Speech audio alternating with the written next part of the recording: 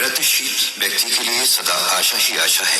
जहां आशा और विश्वास है, सफलता भी वही है। निराशावादी व्यक्तियों से सफलता की अपेक्षा भी नहीं की जा सकती। संसार के सभी मनुष्यों का स्वभाव एवं सोच एक जैसी नहीं है। सभी की परिस्थितियां अलग अलग हैं, तदनुसार दृष्टिकोण भी भिन्न होंगे। लेकिन जब यही भेद आशा निराशा की लक्ष्मण रेखा खींच देती है, तो सफलता विफलता स्वाभाविक है। राष्ट्रकवि महर्षि शरण गुप्त जी ने कहा है, नर हो ना निराश करो मन को, कुछ काम करो कुछ नाम करो। वास्तव में काम करने से ही नाम होता है, या यूं कहे कि काम से ही नाम होता है।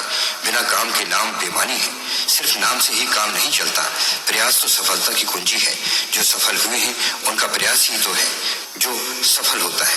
जो असफल हुए हैं उनकी प्रयत्नशीलता में कमी है। आचार्य श्री राम शर्मा के शब्दों में, असफलता केवल यही सिद्ध करती है कि सफलता का प्रयत्न पूरे मन से नहीं किया गया है। सफलता हेतु सतत प्रयास अत्यावश्यक है। एक व्यक्ति है जो बार बार प्रयत्न करने पर भी सफलता प्राप्त नहीं कर पाता है और काम को बीच में ही छोड़कर अपने आप को भाग्य अथवा भगवान पर छोड़ देता है।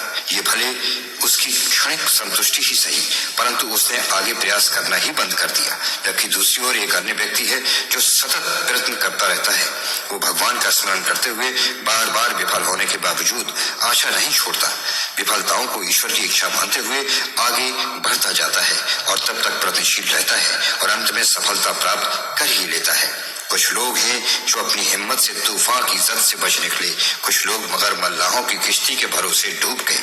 कहते हैं कि जहाँ जाए है वहाँ राह है। राह पर चल पड़ना ही बहादुरी है। आत्मविश्वास, मजबूत इरादे, साहस और कर्तव्य निष्ठा ही सफलताओं के विभिन्न सोपान हैं। निराश एवं हताश होकर बैठने का अभिप्राय यही हुआ कि अब प्रयत्न व्यर्थ है, क्योंकि अब सफलता प्राप्त होने वाली नहीं है।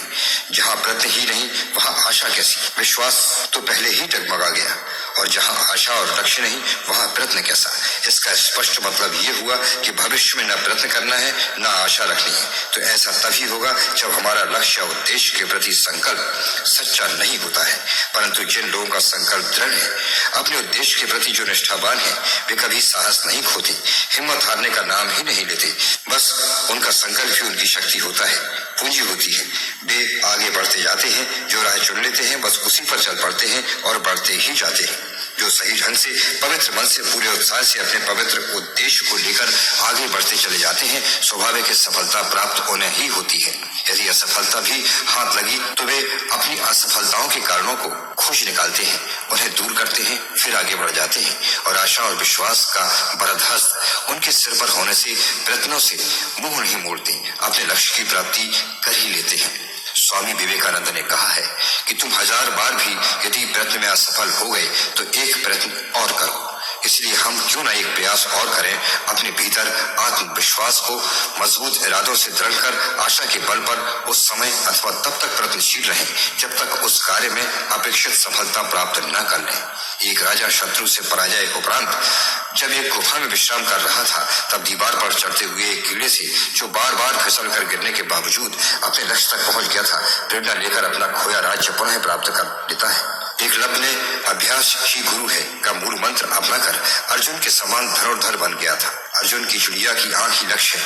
बाकी प्रेरणादायी कथा किसी ज्ञात नहीं है, पर आवश्यकता है हमारे दृढ़ संकल्प और बाधाओं से न विचलित होने की इच्छा शक्ति की, जिसकी बदौलत हम मनचाही कार्य सिद्धि कर सकते हैं। ये सच है कि नेक कार्य और सत्य के मार्ग पर चलने में अनेक विघ्न, प्रलोभन, आलस्य, पलायन जैसी विपदाओं का आना स्वाभाविक है, परंतु सच्चा पुरुषार्थी वही है जो पथ कंटकों की परवाह किए बिना अपनी राह पर हौसले के साथ आगे बढ़ता चला जाता है।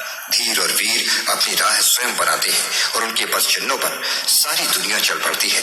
भाग्य के भरोसे बैठे रहने वाले पीछे रह जाते हैं। मनुष्य अपने भाग्य का निर्माता स्वयं होता है, तो परिस्थितियां उसका क्या बिगाड़ सकती हैं। समय के साथ चलना बुद्धिमानी है। समय की प्रतीक्षा करना भीरता है। कठिनाइयों और बाधाओं की आशंका से कार्य प्रारंभ ही न करना कहाँ की बुद्धिमानी है। बुद्धिमत्ता तो यही है कि जो संकल्प लें उसे अवश्य पूरा करें, परंतु स्मरण रहे कार्य लोक कल्याणकारी, सर्वजन हिताय, सर्वजन सुखाय तथा व्यापक उद्देश्य का निस्वार्थ परक हो, जन मंगलकारी हो, निजी स्वार्थ अथवा अपने ही लाभ मात्र को न हो। सर्वे भवन्तु सुखिनः तथा वसुधैव कुटुम्बकम की पराकाष्ठा से अनुप्राणित हो।